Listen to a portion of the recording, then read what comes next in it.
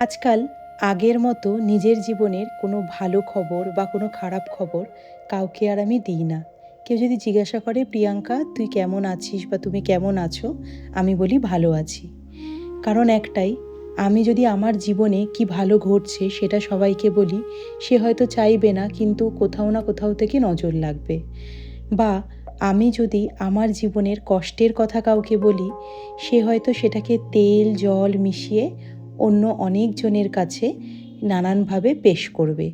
সেই জন্য আজকাল আমি নিজের জীবনের ভালো হওয়া খারাপ হওয়াগুলোকে কাউকে বলা ছেড়েই দিয়েছি। এখন ভাবি, দিনের শেষে আমি নিজের বেস্ট ফ্রেন্ড।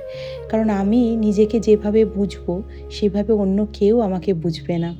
আমি দিনের শেষে যদি নিজের বেস্ট ফ্রেন্ড না হতে পারি, নিজের ভালো লাগা মন্দ লাগার সাক্ষীগুলো আমি যদি না হতে পারি, অন্য কাউকে কি করে হব? সেহেতু নিজের জিনিসগুলো নিজের অবধিই থাক। আর সবসময় তো মুখে হাসি লেগেই থাকে, তাই দুঃখগুলো নিজের ভেতরেই চাপা থাক। তোমাদের সঙ্গে গল্প করতে করতে আজকের রান্না হয়ে গেছে। আজকের ব্লগটা কেমন লাগলো জানিও। আর স্পাউস স্টোরিজকে ফলো করতে ভুলো না। টাটা।